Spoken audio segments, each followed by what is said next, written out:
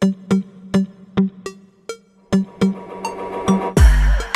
guys! So, unang-una sa lahat, thank you Lord sa blessings na umaapaw dito sa atin, no? Iba talaga pag nagustuhan ng ating mga clients ang ating trabaho. So, nakikita ninyo dito guys, ito, ganito kadaming itlog yung ilo-load natin ngayong araw. So, Sunday sana ngayon, rest day ko sana.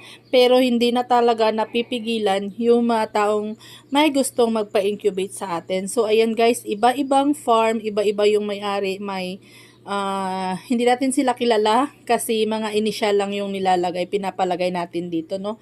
So, ayan. So, ikikwento ko lang na before ako mag-asikaso nito mga itlog, nag-check muna ako sa aking YouTube channel at doon ay may nakita akong comment. Sabi sa akin, kalukuhan mo, kahit 15 days pa na basta nasa ref ay pwede pa.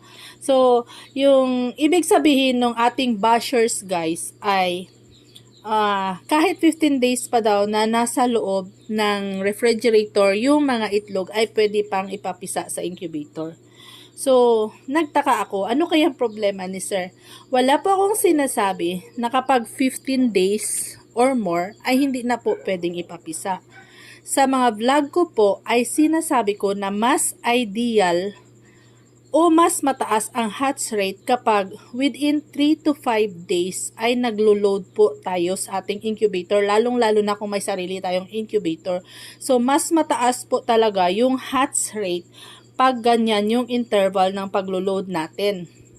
So, mas matagal, mas mataas yung mortality rate. Ganun yun. Kasi doon po sa dating company na pinagtatrabahuan ng aking mister, doon po yan galing na idea. At nandun din po ako actual na nag-o-observe, kaya alam ko po yan, bago po ako naging owner ng hatchery business.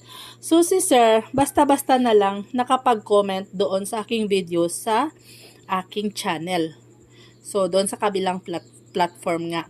So sabi ko kay sir, hindi ko naman pwedeng i-vlog yung kanya. So sabi ko, yung mga vlog ko ay galing sa sarili ko mismong experience at sa actual experience ko na nagpapapisa talaga ng itlog. So, gusto ko lang talagang i-advise yung mas magandang gawin kasi gusto ko na mas mataas yung hatch rate ng aking mga kliyente. Kasi, yung prinsipyo ko, kapag successful sila, syempre successful din ako dahil iniisip ko na partners ko sila sa negosyo.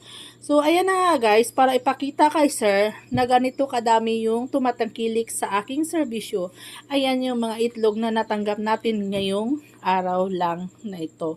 So, sana sir, kapag may napatunayan ka na, i-vlog mo dyan, gumawa ka ng sariling channel mo. Kung wala kang magandang sasabihin, huwag ka pong magsabi ng hindi maganda dahil nabibisto talaga na kulang po yung kaalaman ninyo.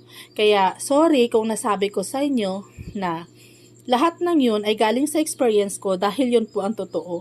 So, kayo ba? May napatunayan na?